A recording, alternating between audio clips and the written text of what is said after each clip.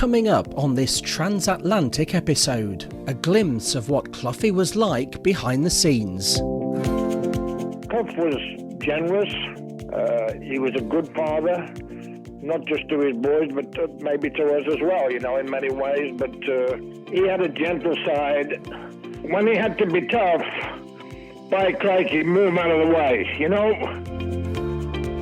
Plus an unforgettable reunion. I go to watch Forest play one day, towards the end of his time there. And Archie Gamble was working for Brian. So I go in the boardroom after the game and I said to Archie, is there any way I can spend 5 minutes with the boss? So all of a sudden, Archie comes, come, he wants to see you. And you'll hear about the player who enjoyed having a joke with Cloughie. Sammy Chapman playing cricket, he used to love to call Brian. Yeah. We never called him Brian, we called him Boss. Yes. But Sammy, knowing it was a cricket match and knowing he was playing for Forest and not for Derby, he used to call him Brian. And he used to laugh like crazy, and we all did. And he got away with it, did he? Oh yeah, I mean, hey, Clough, he wasn't always serious. He had a really humorous side to him. All that and a lot more. Some great Cloughie memories when we link up with a special guest in the United States over the next 35 minutes.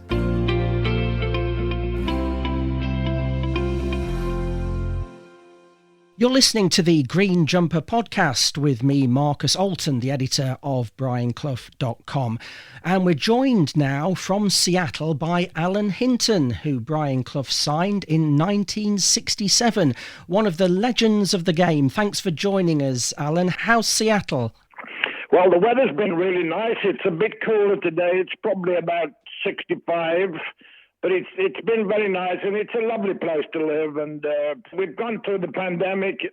Things seem to be easing up, so that's good. Brilliant. Well, thanks ever so much for joining us today. You were described by Brian Clough in his autobiography as the nicest of men. How would you describe Clough? Well, he could be the nicest of men when he wanted to be. And we've all seen that side of him, particularly the fans who he loved, his family and his players. And but when he had to be tough, by crikey, move out of the way. He knew how to get the best out of his players. And of course, his relationship with his mate, Peter Taylor, was, they played the dog and pony show all the time. And it was, one guy put the arm around the players, the other one would punch him in the mouth, sort of thing.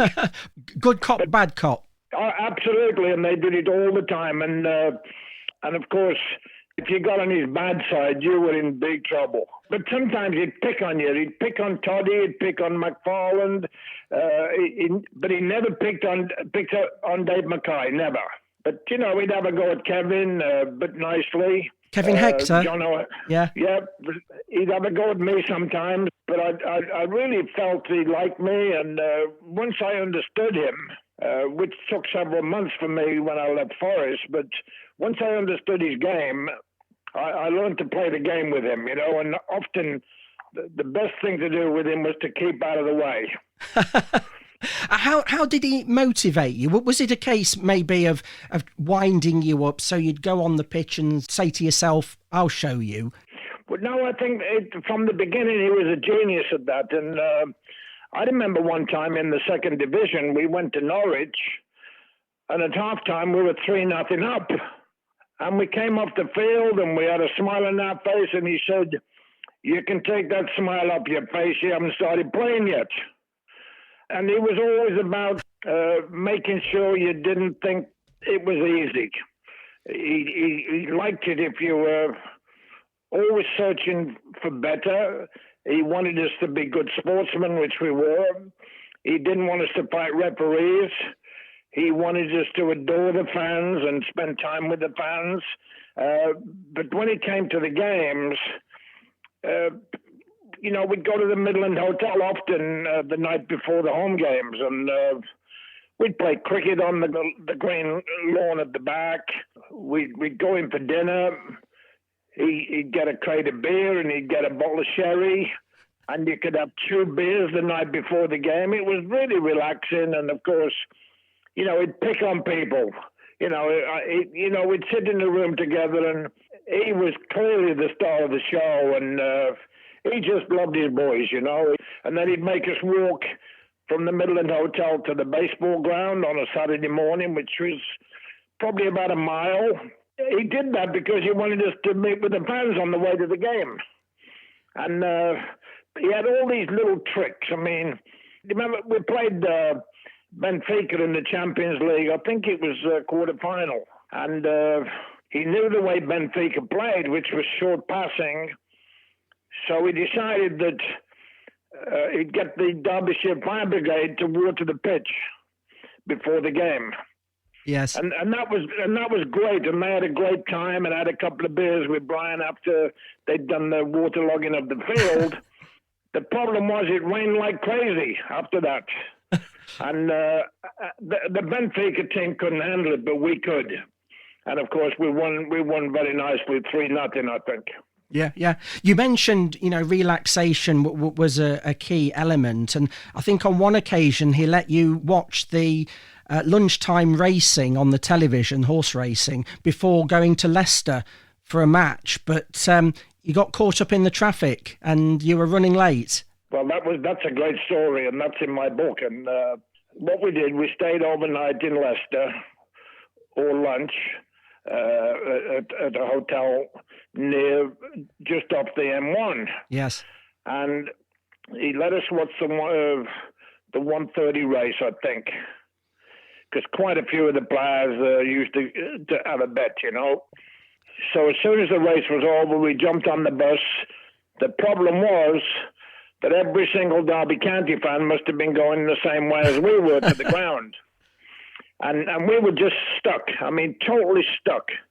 All of a sudden, he sees a police car. He jumps out of the bus, jumps in the police car in the passenger seat.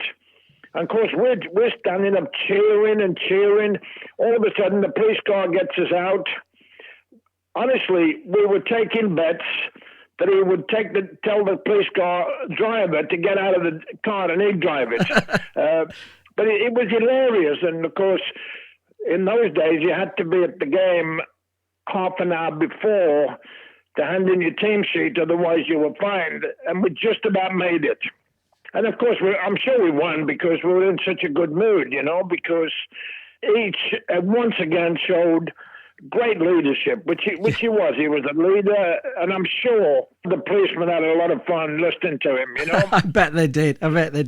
And I was reading a book by the former journalist George Edwards, and he recalled an incident where I think you had turned up just slightly late to the dressing room, and despite your apology, Clough said, right, that's a fine of £10. And even though you tried to explain each time you did, the fine went up? Oh, yeah, you couldn't take him on, but I will give him a lot of credit. If you proved him wrong by facts and you had the guts to take him on, he'd start laughing because he knew he'd been found out. And there was another time we went to the Talk of the Midlands. A wonderful fan, Frank Charlton, who was best friends with Dave Mackay, took us to see Tommy Cooper. Yes. At the Talk of the Midlands, and of course we all went there. Frank had got the best tickets on the front row. Cloughie was on the front row with his wife. The players and their wives were behind, and Tommy Cooper started messing about with Cloughie. And he got this pack of cards, and he said, pick a card. So Cloughie picked a card, and then Tommy turned his back with the cards, and he said, put it in there, don't tell me what it is. And then Tommy shuffled the cards, and he picked a card, and he said, is this one? And Cloughie said, no. And then he went, is this one? Is this the one? No. You know what he did? He threw all the cards at Cloughie, and he said, hey, find it yourself. And we all fell on the floor laughing, but Cloughie was laughing. He thought he was hilarious too, He had a laugh at himself, yes. Yeah. And then there was Michael Yarwood, I watched him at the Talk of the Midlands as well, and he asked me in the bar afterwards, Michael, he said, do you think Mr. Clough would object if I took him off and impersonated him? And I said, Michael, he will love it. Yeah. And of course he did. And it was a fascinating time. It was an amazing time in Derby's history.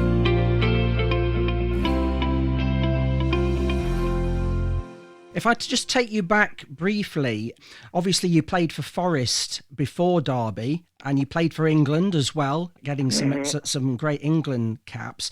I understand that the Forest manager then, Johnny Carey, he tried to persuade you to stay at the City Ground. Well, what happened was the last time I played for England was against Wales. And we won 3-0, and I ran Stuart Williams, the right back, ragged. I really had a bad blinder, Yes. And then I didn't get picked again, which really, with no explanation. I mean, Ramsey, I think the fact that he was a fullback, he didn't like wingers, but you can't criticise Ramsey because they won the World Cup, and we won the World Cup.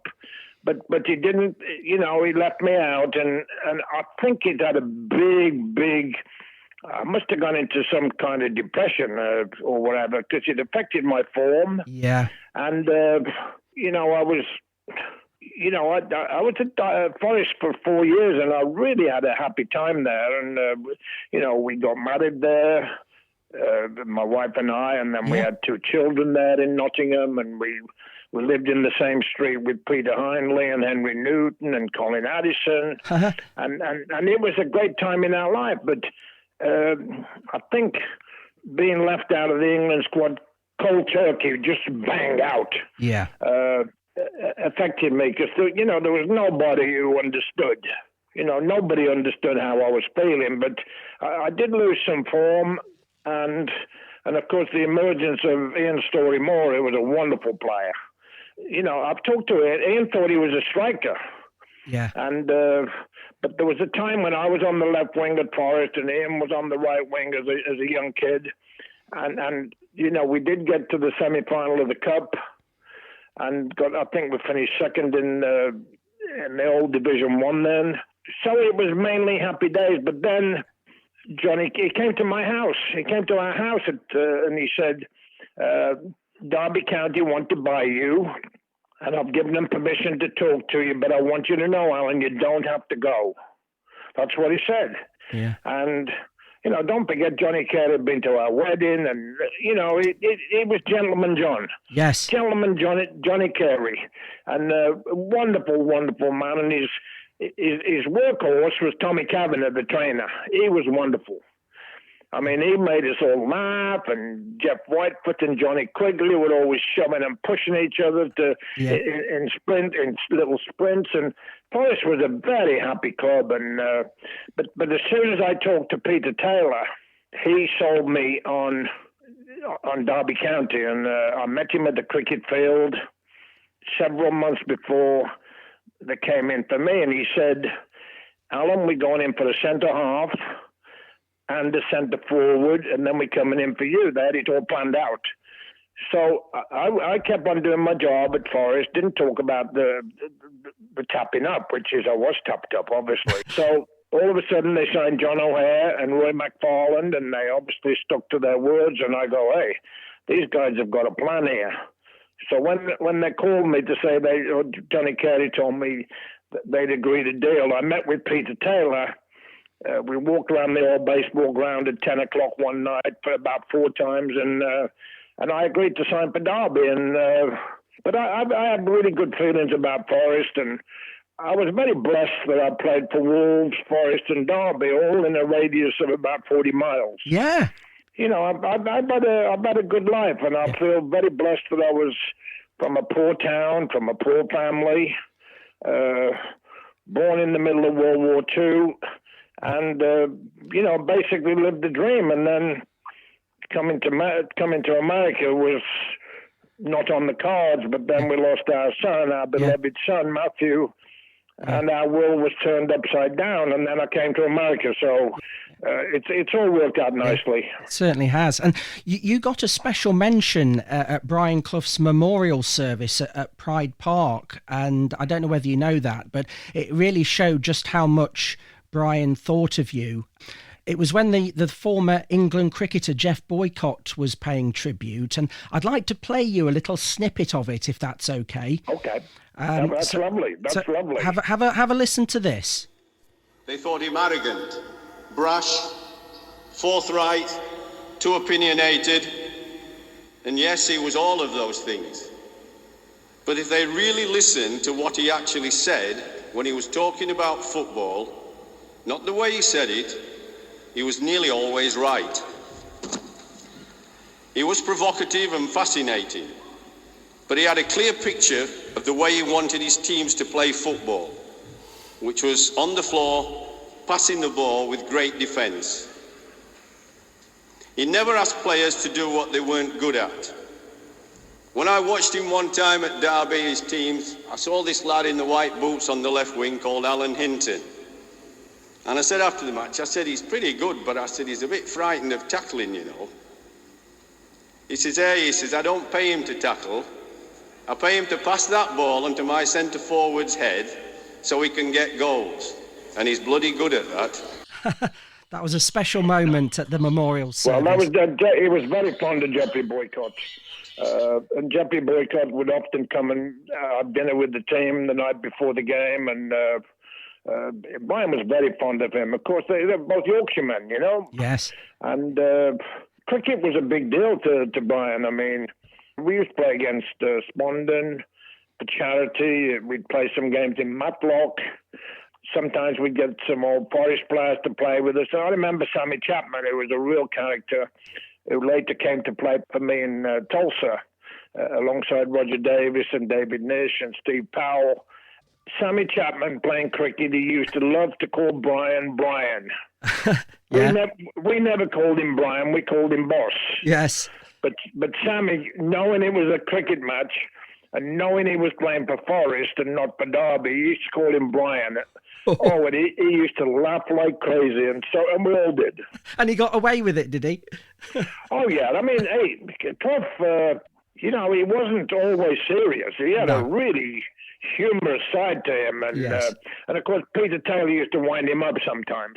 And Peter would tell him, it's time for you to have some fun with the players. And, you've been too serious for a few days. Now you've got to make them laugh. And he did. Yeah. But it was good that, obviously, Clough wanted you to concentrate on what you were good at. You were two-footed. And, he didn't care that you may not want to tackle. As long as you provided the goods for him on the pitch, that was what mattered. He used to say to the players, give the ball to Alan. He knows how to play. And and if you notice that the old films that are still on YouTube, thank you very much. When I'm feeling a bit quiet sometimes, I'll watch YouTube and I'll see the Arsenal game and others, the Benfica game and Sarajevo. I think I scored a rocket there, and thanks to YouTube, they're still there. But Brian used to say, "Archie, he can play, you can't." Archie was a wonderful player for Derby County, Archie Gamble, and for Forest. But Archie was a tough kid from Scotland, and I'm sure. Brian enjoyed winding him up because the more he insulted Archie, the better he played. and I'm sure Peter and Brian used to sit in their office. They never really had an office, it was the old boardroom. And I'm sure they used to say, how can I make Archie mad? How can I make Archie really angry? And Archie could run. He ran every mud hole. And I remember one time his shoe came up in the mud, and he picked it up, put it back on, and continued to run. But there was some great characters there, and McFarlane was a wonderful player, and he and Todd were the perfect balance. Yeah. Todd was right side, Roy was left side. They're both comfortable on the ball, both very good defenders. Toddy had that little bit of extra speed. Roy was wonderful in the air, both defensively and offensively, and of course, then he signed David Nish. You were famous, though, for wearing those white boots, weren't you? Long before the fancy footwear of today's players. What inspired you to do that originally? Money. They gave me £1,000. Really? At the time when I was making £110 a week basic pay. Wow. Now, I know we used to get some bonuses, but to be given £1,000 to wear white boots, and don't forget, being a winger, I could get away with it. You know, yeah. I think Toddy tried to wear them once, and so did Tommy Smith at Liverpool, but they didn't look right. But for me, being quite a finicky player with some flair, good things. Today, I laugh. My wife and I watch the English Premier League, and I see pink boots and yellow boots, and I go, I don't know whether that would have happened in my day, because I used to take some stick on the road. Yeah. You know, being by the touchline in my white boots was an easy. They knew, the fans knew I could hear them when they were having a go at me, you know? Yes, yeah. But no, I got £1,000, which you could buy a house, but you could buy a beautiful house for about 3 in those days. Yeah, fantastic. Yeah, so it was well worth it. And you could get away with wearing white boots with that talent, couldn't you? Yeah. You've mentioned the book. Obviously, it's called Triumph and Tragedy. And I noticed on social media that you'd commented it was a bit stressful writing an autobiography, because it can bring back good memories, but also some very sad ones. It must have been tough. It's been tough for my family. We want it to be accurate. I'm blessed. I have a wonderful ghostwriter named Charlie Bamforth, who's a wonderful Wolves fan. He's an Englishman. He's a retired distinguished professor at UC Davis in Sacramento. Yes. And he just loves, he's doing it for free. He just loves soccer, and it's been very stressful. We wrote a chapter about our late son, which was the toughest. Yes. A lot of tears and memories, and but my grandson is named after Matthew. He's called Matteo. He's just graduated from Santa Clara University, ready to go to law school, and the whole family. Yeah. We still talk about our son with great affection, and yes, he's still missed. But it was tough on the Derby County players as well, because none of them. Thank God, none of them lost a child. I'm very close friends with Bob Wilson, who's done the foreword for my book. Yes. He and his wife Megs, they lost a child as well. So, but it's painful. Children are supposed to bury their parents, Yeah. And I think that's why we came to America. But I think he's shining on us, because we've done very well for ourselves, and we're very happy with life, and just getting older, that's all. Yeah, well, I'm sure he is looking down on you with pride. I mean, it must have been an awful time, but you were grateful following Matthew's passing at 9 years old, that you got lots of support from teammates and friends, and even complete strangers, I understand.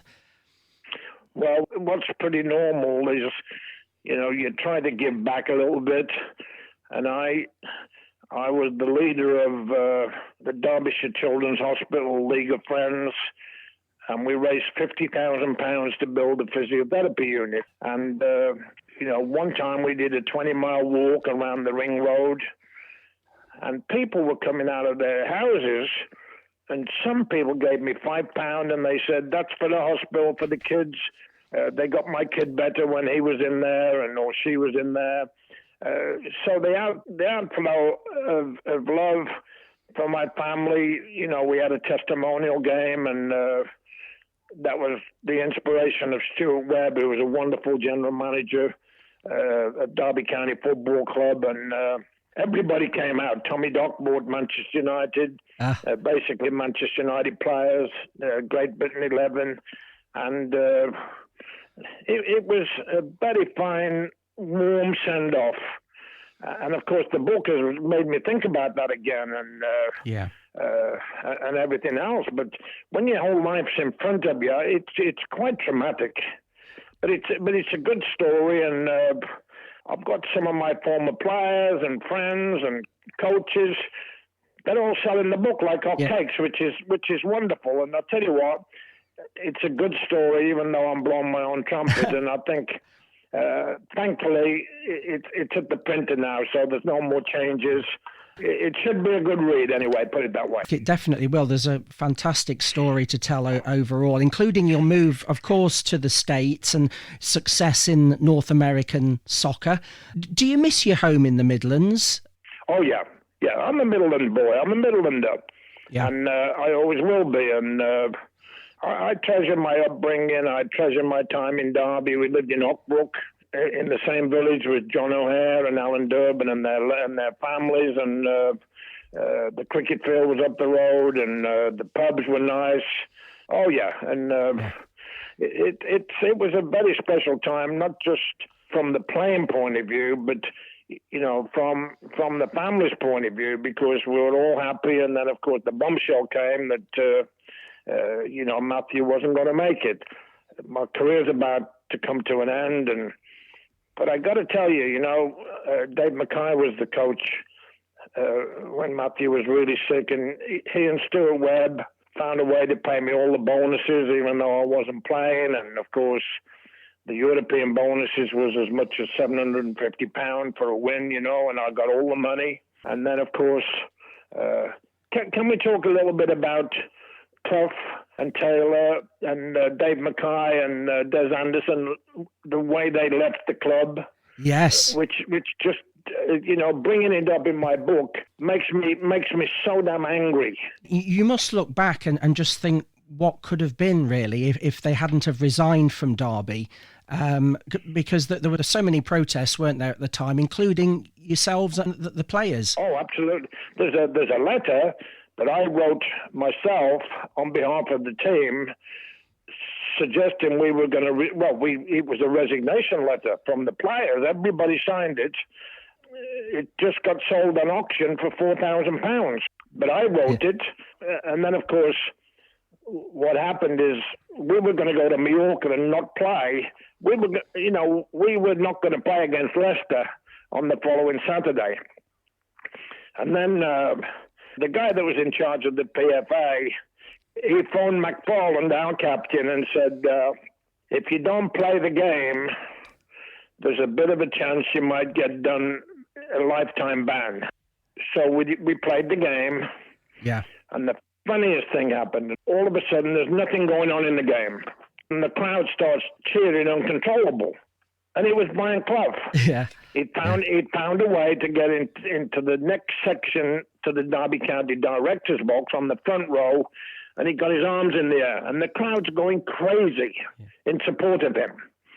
So Sam Longson, he wanted to get in on the act. So he gets up and they went, boo. The problem was Sam was on the FA committee. And looking back, when the FA committee they were jealous of Derby County Football Club because they were all chairmen of clubs. Sam should have said, because they were saying, calm your manager down, he's talking too much. Sam should have said, I love it. I love it. We're top of the league. We're selling out. We've just sold 2 years worth of season tickets in advance. The crowds are going through the roof. We're always on the television. I love it. All of a sudden, Dave Mackay got the job. We have a meeting on the Monday morning. Dave Mackay made a brilliant speech. He said, gentlemen, I know you don't want me as your manager. He said, I want this job. And he said, I would be sick to my stomach if I read in the newspaper that somebody else had got the job when I'd been offered it. He said, so I need you to know, I know you all, I enjoyed playing with you. Brian Clough did resign. And in the end, he won the day. And then, of course, he struggled a little bit because there was an aftermath of the depression over Clough and Taylor leaving. But once we started to roll under Dave, we won the division again. Because Dave thought winning was easy. And of course, we had showboaters who were wonderful. Francis Lee, Charlie George, Bruce Rioch was one of the best players I've ever seen. Left midfield player, Rocket. Henry Newton, David Nish, Rod Thomas was an outstanding player. Colin Bolton was underestimated as a top goalkeeper. Kevin Hector was still there. I mean, it was a wonderful period of time for us all, but it's very painful where they are today, very painful. Obviously, Cloughie looked back and said resigning when they did was absolutely crazy. He said that if they'd stayed, they'd have won everything for 10 years at least. Nobody could have touched you. Is it right that he mentioned in his autobiography that as part of all the protests, you marched up and down with a large tea urn above your head, saying, this is the only cup we're ever going to win from now on? Do you remember that? I can remember something about it. I mean, it's true. Yes. You know, I mean, we were having meetings, and Clough was driving some of the meetings, and I'll tell you what, I mean, if Clough would have said to the players, particularly the younger players, jump, they'd have said, how high you want me to jump? Looking at the present day, Alan, what do you think of your three former clubs these days, Wolves, Derby and Forest? It's disappointing because the fans are wonderful, all three clubs. Loyal, used to success, still go. But it's all about getting the best players. I was talking to Paul Hart, a former Forest player, recently. He was saying that if Clough was around, he would have adapted. His eccentricities and personality would still be there, but he would have adapted to the modern game. Absolutely. How will you remember Brian? I remember him as a winner. He never thought losing was on the cards. I remember him as a wonderful motivator. I can still remember him as a good player when he got a horrible injury to end his career early. Yeah. Big ego, which everybody needs in the game, otherwise they're going to trample all over you. He stood up for his players. He totally loved the fans. Clough was generous. He was a good father, not just to his boys, but maybe to us as well, in many ways. But I will tell you one little story, which is remarkable. Yes. I go to watch Forest play one day, towards the end of his time there. And Archie Gamble was working for Brian. So I go in the boardroom after the game, and I said to Archie, is there any way I can spend 5 minutes with the boss? So all of a sudden, Archie comes, come, he wants to see you. So I go in in his office. He's got a couch there. Yeah. He makes me sit by him. He holds my hand like he used to do with everybody. And I said to him, you got to be very proud, boss, of your son Nigel and Archie Gamble's son Scott. They all learned to play in that little shooting box at Derby. And you know what he said? There was one other nice little boy there as well, wasn't there? Which was my son Matthew. Oh. We just shared a most remarkable story based on memory. Yeah. And I never forgot that. And we had about 20 minutes, and there was several reporters there, and he did get reported in the Daily Mail, but he had a gentle side. And of course, as he got older, he was kissing people on the side of their face. And yes. I mean, in today's world of a lot of affection, it would have been right up his alleyway because he really loved people. He did. He loved people. He did. I got a hug and a kiss on the cheek from him one time, and yes, I'll never forget that.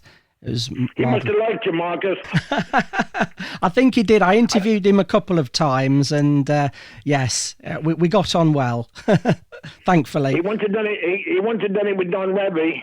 No, not at all. No. Well, Triumph and Tragedy, the Alan Hinton story, written with Charlie Bamforth, is published by GP Books, and you can buy it by emailing gpbooks@hotmail.co.uk.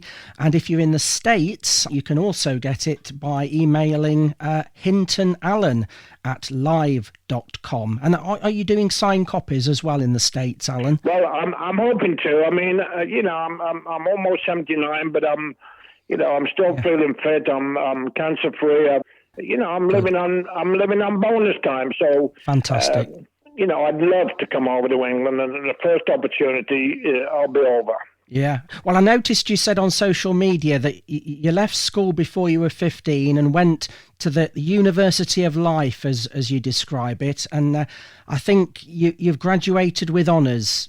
Would you agree? Well, I do, and it's been wonderful. And, you can't do anything without people in your life.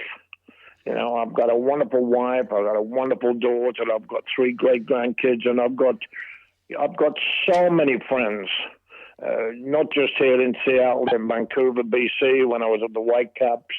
I coached at the Tacoma Stars for a while. They have good memories. And, of course, my playing days in England with Derby, Wolves and Forest, I can't believe I was so fortunate. And I got a lot of help from a lot of people. And I got more help when I was a boy from the brick wall, the old-fashioned brick wall. When you used to kick, I'll tell you what, all the kids today should find a brick wall. You can't find many of them anymore, but the ball always comes back to you from the brick wall, Yes, you always get the pass. It's a wonderful way to get your 2 feet going. Yeah. Yeah. And when I bump into the young soccer players today, or certainly the younger ones, the real young ones, I tell the parents, I go, do you know how to get your kid to kick with his other foot? They go, no. I go, bribe them. You got to bribe them with some candy, some sweets, some chocolate. Oh. And it works every time. It works, yes. Well, Alan Hinton, thanks for joining us from Seattle and sharing some wonderful memories as well. I've really enjoyed it. Well, so am I, Marcus, and keep up the good work.